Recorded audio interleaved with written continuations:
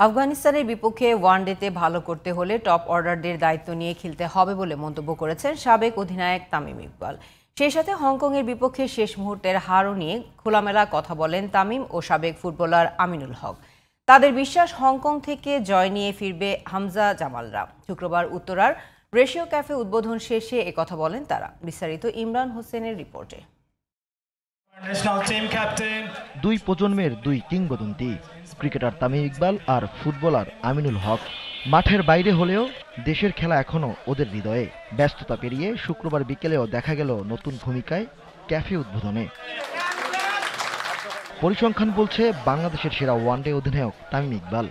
Cricket থেকে দূরে থেকেও ক্রিকেটেই মগ্ন তামিম। বললেন, টি-20তে টাইগারদের পারফরমেন্সে ভীষণ খুশি তিনি, তবে কষ্ট পাচ্ছেন ওয়ানডে নিয়ে। যে ফরম্যাটে একসময় বাংলাদেশ ছিল সবচেয়ে ধারাবাহিক, সেই ফরম্যাটেই এখন ধুঁকছে দল।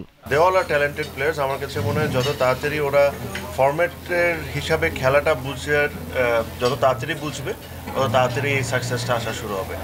আমার কাছে মনে হয় যে ওপেনার্সগুলো যারা আছেন, স্পেশালি ওডিআই ফরম্যাটে এমন একটা ফরম্যাট যেখানে আপনার টপ 3 থেকে রান আসাটা খুব ইম্পর্টেন্ট হয়ে দাঁড়ায়।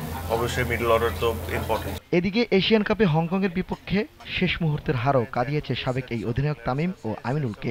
অবশ্যই রেজাল্ট আমাদের ফরে ছিল না, বাট আমার কাছে সবসময় জিতা হারাচ্ছে যে জিনিসটা মোর ইম্পর্টেন্ট মনে হয়, যে পরিমাণ বাংলাদেশের মানুষের ভালোবাসা পাচ্ছে ফুটবল। মাঠে যাচ্ছে, বাচ্চারা মাঠে যাচ্ছে, প্রত্যেকটা ফ্যামিলি যাচ্ছে খেলা দেখতে, বাংলাদেশকে সাপোর্ট করতে।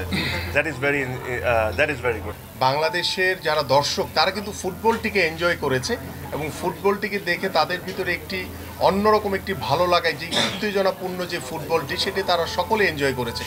বাট এন্ড অফ দ্য সময় এসে, লাস্ট মুহূর্তে এসে যখন আমরা হেরে গেছি, তখন হয়তো বা আফসোস নিয়ে বেরোলেও, বাট আমার কাছে মনে হয় যে বাংলাদেশের ফুটবলের যে একটা পরিবর্তন আমরা দেখছি। সাবেক এই দুই ক্রীড়াবিদের বিশ্বাস, হংকংয়ের মাঠে জয় নিয়ে দেশে ফিরবে হামজা জামাল, জায়ান আহমেদরা। আইওয়েতে যদি আমরা জিতে আসতে পারি তাহলে। Imran Hossain, GTV news, Dhaka.